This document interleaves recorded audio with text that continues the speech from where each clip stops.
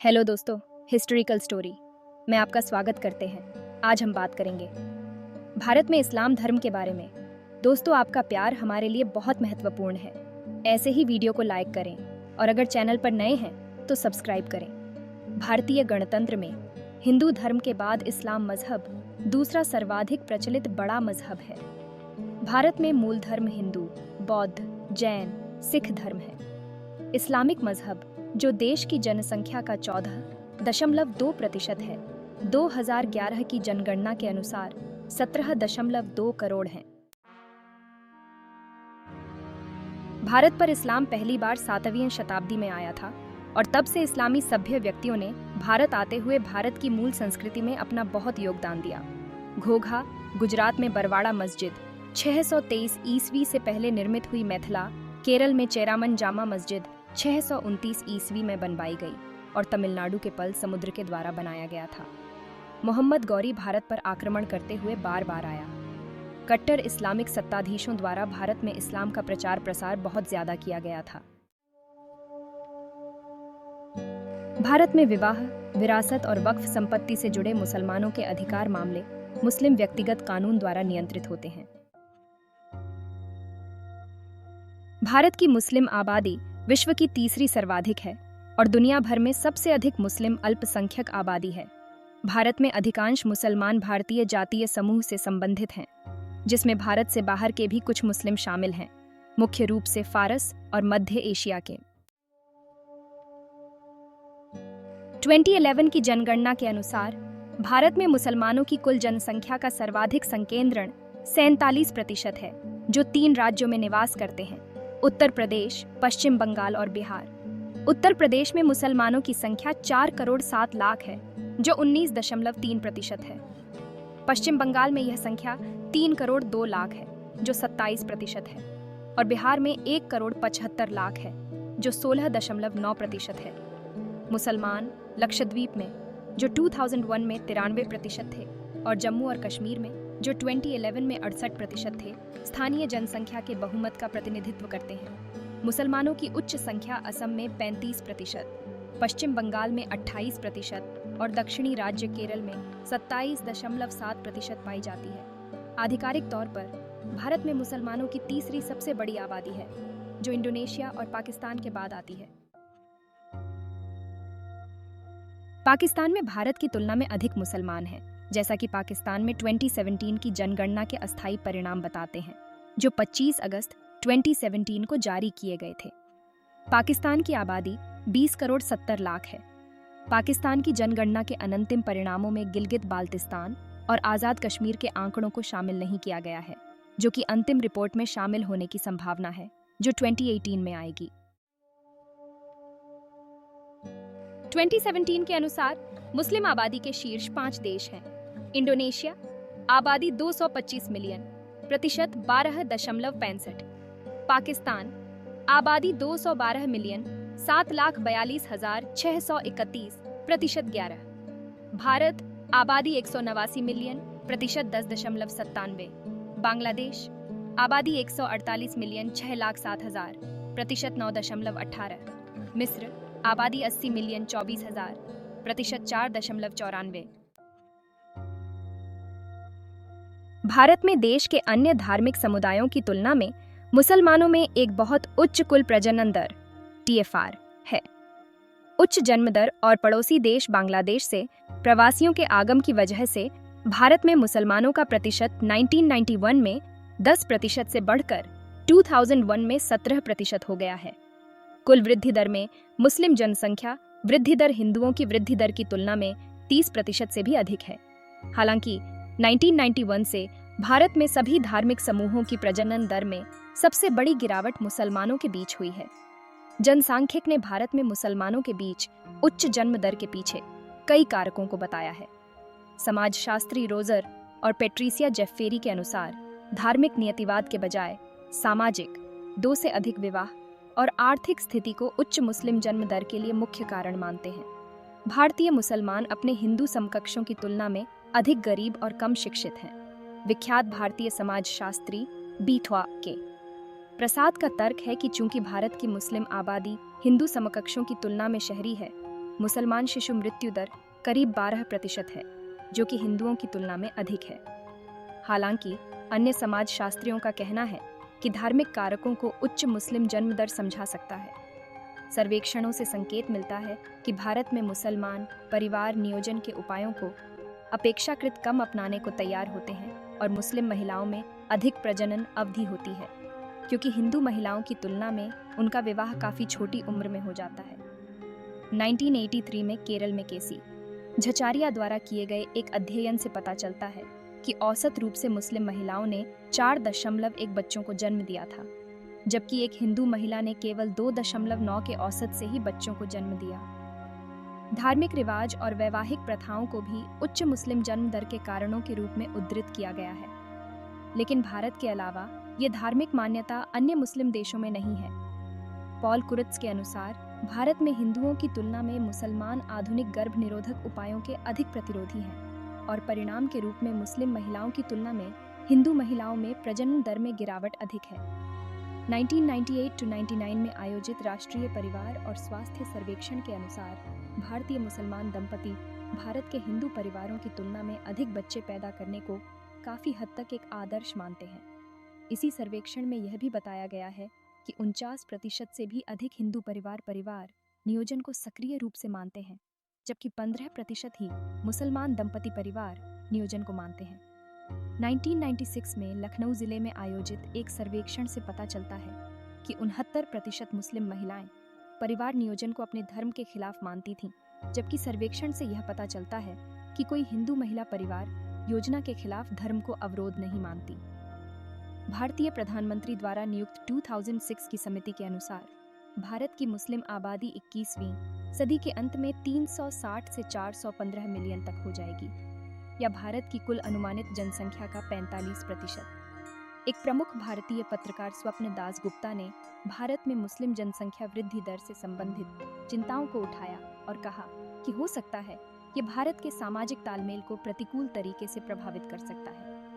एक प्रसिद्ध भोजनांकिकी Philip Longman ने टिप्पणी की है कि हिंदू और मुसलमान के जन्म दर में पर्याप्त अंतर भारत में जातीय तनाव पैदा कर सकते हैं। भारत में इस्लाम का इतिहास लोकप्रिय विश्वास के विपरीत, इस्लाम भारत में मुस्लिम आक्रमणों से पहले ही दक्षिण एशिया में आ चुका था। इस्लामी प्रभाव को सबसे पहले अरब व्यापारियों के आगमन के साथ 7वीं शताब्दी के प्रारंभ में महसूस किया जाने लगा था। प्राचीन काल से ही अरब और भारतीय उपमहाद्वीपों के बीच व्यापार संबंध अस्तित्व में रहा है। यहाँ तक कि पूर्व इस्लामी युग में भी अरब व्यापारी मालाबार क्षेत्र में व्यापार करने आते थे, जो कि उन्हें दक्षिण पूर्व एशिया से जोड़ती थी। इतिहासकार एलियट और डाउसन की पुस्तक the history of India as told by its own historians के अनुसार भारतीय तट पर 630 ईस्वी में मुस्लिम यात्रियों वाले पहले जहाज को देखा गया था। पारा रॉलिंसन अपनी किताब ancient and medieval history of India में दावा करते हैं कि 7वीं ईस्वी के अंतिम भाग में प्रथम अरब मुसलमान भारतीय तट पर बसे थे। शेख जैनुद्दीन मखदूम तुहफत अल मुजाहिदीन एक विश्वसनीय स्रोत है। इस तथ्य को जेस तोरोक द्वारा south Canara and Madras district manuals में माना गया है और हरिदास भट्टाचार्य द्वारा cultural heritage of India volume IV में भी इस तथ्य को प्रमाणित किया गया है। अरब भारतीय संपर्क अरबिया में इस्लाम के आगमन से पहले इस्लाम के प्रारंभिक चरणों में भारत और भारतीयों के साथ अरब और मुसलमानों के संपर्क होने से संबंधित पर्याप्त प्रमाण मिलते हैं। अरब व्यापारियों ने भारतीयों द्वारा विकसित अंक प्रणाली को मध्य पूर्व और यूरोप में प्रसारित किया। 8वीं सदी के प्रारंभ में कई संस्कृत पुस्तकों का अरबी में अनुवाद किया गया। जॉर्ज सलिबा अपनी पुस्तक Islamic science and the making on off the European renaissance में लिखते हैं कि द्वितीय अब्बासिद खलीफा अल मंसूर 473 के शासन के दौरान प्रमुख संस्कृत ग्रंथों का अनुवाद शुरू किया गया था। अगर उससे पहले नहीं तो यहाँ तक कि उससे पहले भी तर्क पर कुछ ग्रंथों का अनुवाद किया गया था और आम तौर पर यह स्वीकार किया गया था कि कुछ फारसी और संस्कृत ग्रंथों को जैसे का तैसा रखा गया था, हालांकि वास्तव में पहले से ही उनका अनुवाद किया जा चुका था। सूफी इस्लाम का प्रसार। मुख्य लेख। भारत में सूफीवाद। भारत में इस्लाम के प्रचार व प्रसार में सूफियों, इस्लामी मनीषियों ने महत्वपूर्ण भूमिका निभाई।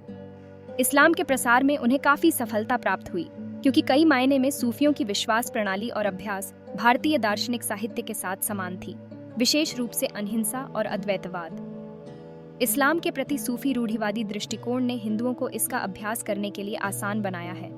हजरत ख्वाजा मुइन-उद-दीन चिश्ती, कुतुबुद्दीन बख्तियार खुरमा, निजामुद्दीन औलिया, शाह जलाल, आमिर खुसरो, सरकार साबिर पाक, शेख अल्लाह उल हक पंदवी, अशरफ जहांगीर सेमनानी, सरकार वारिस पाक, अता हुसैन फनी चिश्ती ने भारत के विभिन्न भागों में इस्लाम के प्रसार के लिए सूफियों को प्रशिक्षित किया। इस्लामी साम्राज्य के भारत में स्थापित हो जाने के बाद सूफियों ने स्पष्ट रूप से प्रेम और सुंदरता का एक स्पर्श प्रदान करते हुए इसे उदासीन और कठोर हुकूमत होने से बचाया। सूफी आंदोलन ने कारीगर और अछूत समुदायों के अनुयायियों को भी आकर्षित किया। साथ ही इस्लाम और स्वदेशी परंपराओं के बीच की दूरी को पाटने में उन्होंने अहम भूमिका निभाई। नक्शबंदी सूफी के एक प्रमुख सदस्य अहमद सरहिंदी ने इस्लाम के लिए हिंदुओं के शांतिपूर्ण रूपांतरण की वकालत की। इमाम अहमद खान रिदा ने अपनी प्रसिद्ध फतवा रजविया के माध्यम से भारत में पारंपरिक और रूढ़िवादी इस्लाम का बचाव करते हुए अपना महत्वपूर्ण योगदान दिया। शिया संपादित करें। शिया एक मुसलमान संप्रदाय है। सुन्नी संप्रदाय के बाद यह इस्लाम का दूसरा सबसे बड़ा संप्रदाय है, जो पूरी मुस्लिम आबादी का केवल 15% है। सन 632 में हजरत मोहम्मद की मृत्यु के पश्चात जिन लोगों ने गदीर की पैगंबर मोहम्मद की वसीयत के मुताबिक अपनी भावना से हजरत अली को अपना इमाम, धर्मगुरु और खलीफा नेता चुना, वो लोग शियाने अली, अली की टोली वाले कहलाए, जो आज शिया कहलाते हैं। लेकिन बहुत से सुन्नी इन्हें शिया या शियाने अली नहीं बल्कि राफजी, अस्वीकृत लोग नाम से बुलाते हैं। वहीं शिया संप्रदाय के लोग भी प्रसिद्ध हदीस अकम्मलतो लकुम दिनोकुम की पूरी व्याख्या के आधार पर उन लोगों को पथभ्रष्ट और अल्लाह का नाफरमान मानते हैं जो पैगंबर मोहम्मद के तुरंत पश्चात अली को इमाम यानी खलीफा या प्रमुख ना माने। इस धार्मिक विचारधारा के अनुसार हजरत अली, जो मोहम्मद साहब के चचेरे भाई और दामाद दोनों थे, ही हजरत मोहम्मद साहब के असली उत्तराधिकारी थे और उन्हें ही पहला खलीफा, राजनैतिक प्रमुख बनना चाहिए था। यद्यपि ऐसा हुआ नहीं और उनको 3 और लोगों के बाद खलीफा यानी प्रधान नेता बनाया गया।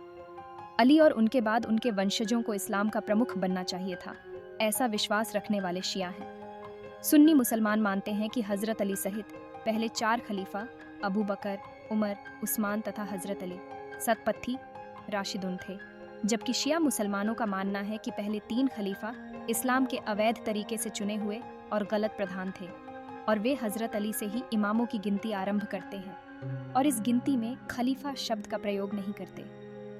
सुन्नी मुस्लिम अली को चौथा खलीफा भी मानते हैं और उनके पुत्र हुसैन को मरवाने वाले यजीद को कई जगहों पर पदभ्रष्ट मुस्लिम कहते हैं। भारत में इस संप्रदाय के अनुयायियों में प्रधान सैयद फैयाज अली जैदी के बेटे सैयद हैदर अली जैदी और फिर सैयद हैदर अली जैदी के बेटे सैयद अशरफ अली जैदी और फिर सैयद अशरफ अली जैदी के बेटे सैयद अफजाल हुसैन जैदी और सैयद अफजाल हुसैन जैदी के बेटे सैयद शमीम अब्बास जैदी और सैयद शमीम अब्बास जैदी के बेटे सैयद अफजाल अब्बास जैदी, जो मिशन हुसैन के राष्ट्रीय अध्यक्ष भी हैं, शिया समाज का प्रतिनिधित्व करते हैं। अहले सुन्नत वल जमात अथवा सुन्नी बरेलवी संपादित करें। अहले सुन्नत वल जमात अथवा सुन्नी बरेलवी, उर्दू बरेलवी, दक्षिण एशिया में सूफी आंदोलन के अंतर्गत एक उप आंदोलन को कहा जाता है, जिसे 19वीं एवं 20वीं सदी के भारत में रोहेलखंड स्थित बरेली से सुन्नी विद्वान अहमद रजा खान ने प्रारंभ किया था। बरेलवी हनफी मुसलमानों का एक बड़ा हिस्सा है, जो अब बड़ी संख्या में भारत, बांग्लादेश, पाकिस्तान, दक्षिण अफ्रीका एवं ब्रिटेन में संघनित है। इमाम अहमद रजा खान ने अपनी प्रसिद्ध फतवा रजविया के माध्यम से भारत में पारंपरिक और रूढ़िवादी इस्लाम का बचाव करते हुए अपना महत्वपूर्ण योगदान दिया। बरेलवी एक नाम दिया गया है सुन्नी मुसलमान जो सूफिज्म में विश्वास रखते हैं और सैकड़ों बरसों से इस्लाम सुन्नियत के मानने वाले हैं।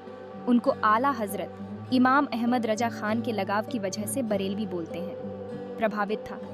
इन्हीं विशेषताओं के कारण इन्हें शेखुल हिंद भारतीय विद्वान की उपाधि से विभूषित किया गया था। उन्होंने न केवल भारत में वरन विदेशों अफगानिस्तान, ईरान, तुर्की, सऊदी अरब व मिस्र में जाकर भारत व ब्रिटिश साम्राज्य की भर्त्सना की और भारतीयों पर हो रहे अत्याचारों के विरुद्ध जी खोलकर अंग्रेजी शासक वर्ग की मुखालफत की। बल्कि शेखुल हिंद ने अफगानिस्तान व ईरान की हुकूमतों को भारतीय स्वतंत्रता आंदोलन के कार्यक्रमों में सहयोग देने के लिए तैयार करने में एक विशेष भूमिका निभाई। उदाहरणतः ये कि उन्होंने अफगानिस्तान व ईरान को इस बात पर राजी कर लिया कि यदि तुर्की की सेना भारत में ब्रिटिश साम्राज्य के विरुद्ध लड़ने पर तैयार हो तो जमीन के रास्ते तुर्की की सेना को आक्रमण के लिए आने देंगे। शेख उल हिंद ने अपने सुप्रीम शिष्यों व प्रभावित व्यक्तियों के माध्यम से अंग्रेज के विरुद्ध प्रचार आरंभ किया और हजारों मुस्लिम आंदोलनकारियों को ब्रिटिश साम्राज्य के विरुद्ध चल रहे राष्ट्रीय आंदोलन में शामिल कर दिया। इनके प्रमुख शिष्य मौलाना हुसैन अहमद मदनी, मौलाना उबैदुल्ला सिंधी थे, जो जीवन पर्यंत अपने गुरु की शिक्षाओं पर चलते रहे और अपनी देशप्रेमी भावनाओं व नीतियों के कारण ही भारत के मुसलमान स्वतंत्रता सेनानियों व आंदोलनकारियों में एक भारी स्तंभ के रूप में जाने जाते हैं। सन 1914 ईस्वी में मौलाना उबैदुल्ला सिंधी ने अफगानिस्तान जाकर अंग्रेजों के विरुद्ध अभियान चलाया और काबुल में रहते हुए भारत की सर्वप्रथम स्वतंत्र सरकार स्थापित की, जिसका राष्ट्रपति राजा महेंद्र प्रताप को बना दिया। यहीं पर रहकर उन्होंने इंडियन नेशनल कांग्रेस की एक शाखा कायम की, जो बाद में 1922 ईस्वी में मूल कांग्रेस संगठन इंडियन नेशनल कांग्रेस में विलय कर दी गई। शेख उल हिंद 1915 ईस्वी में हिजाज, सऊदी अरब का पहला नाम था, चले गए। उन्होंने वहां रहते हुए अपने साथियों द्वारा तुर्की से संपर्क बनाकर सैनिक सहायता की मांग की। सन 1916 ईस्वी में इसी संबंध में शेख उल हिंद इस्तांबुल जाना चाहते थे।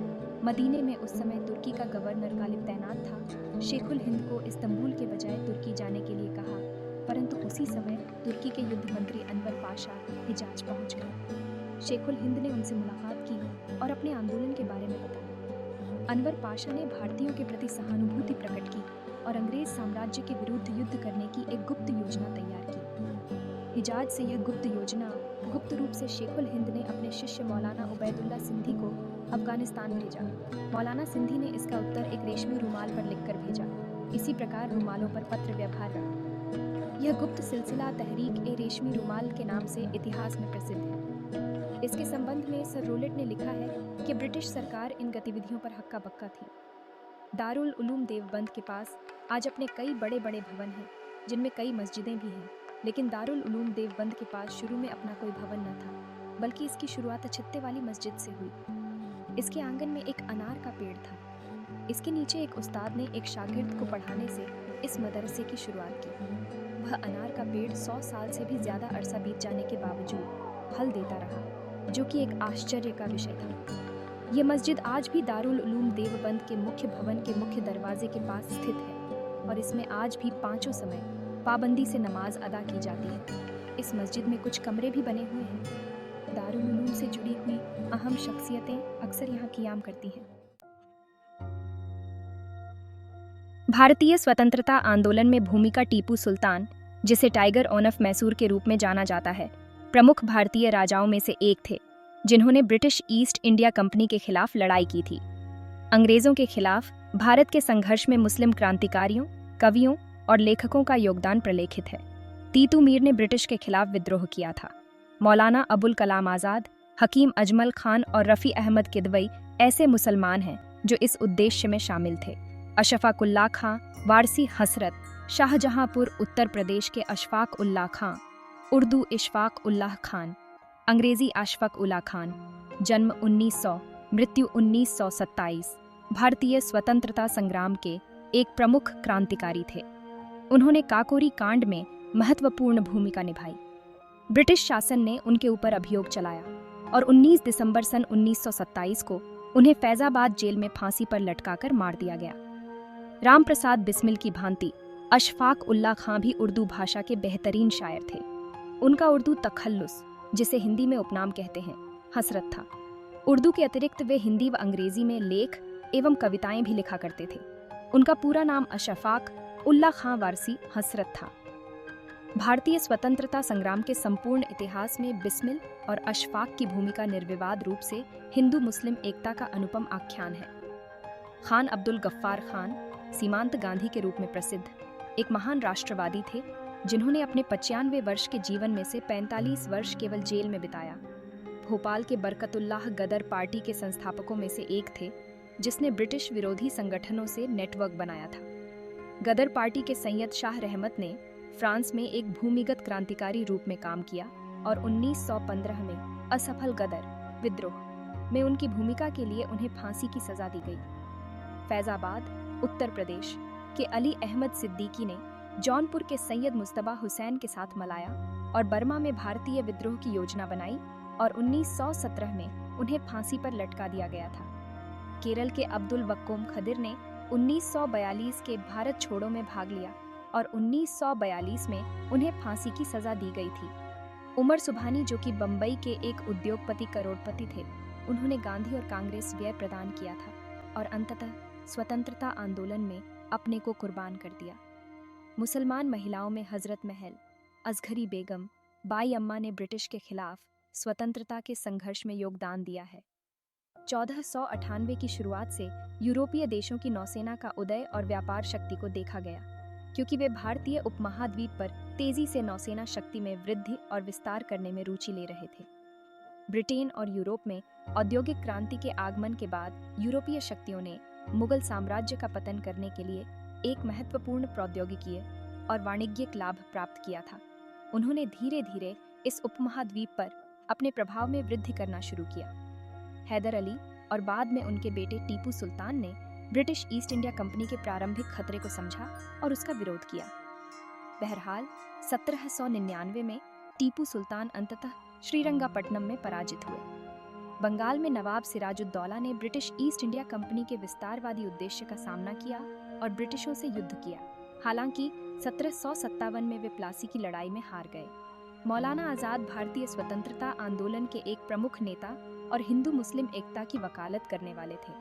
यहाँ 1940 में सरदार पटेल और महात्मा गांधी के साथ आजाद बानिए को दिखाया गया है। ब्रिटिश के खिलाफ पहले भारतीय विद्रोही को 10 जुलाई 1806 के वेल्लोर गदर में देखा गया, जिसमें लगभग 200 ब्रिटिश अधिकारी और सैनिकों को मृत या घायल के रूप में पाया गया। लेकिन ब्रिटिश द्वारा इसका बदला लिया गया और विद्रोहियों और टीपू सुल्तान के परिवार वालों को वेल्लोर किले में बंदी बनाया गया और उन्हें उस समय इसके लिए भारी कीमत चुकानी पड़ी। ये स्वतंत्रता का प्रथम युद्ध था, जिसे ब्रिटिश साम्राज्यवादियों ने 1857 का सिपाही विद्रोह कहा। सिपाही विद्रोह के परिणाम स्वरूप अंग्रेजों द्वारा ज्यादातर ऊपरी वर्ग के मुस्लिम लक्षित थे, क्योंकि वहां और दिल्ली के आसपास इन्हीं के नेतृत्व में युद्ध किया गया था।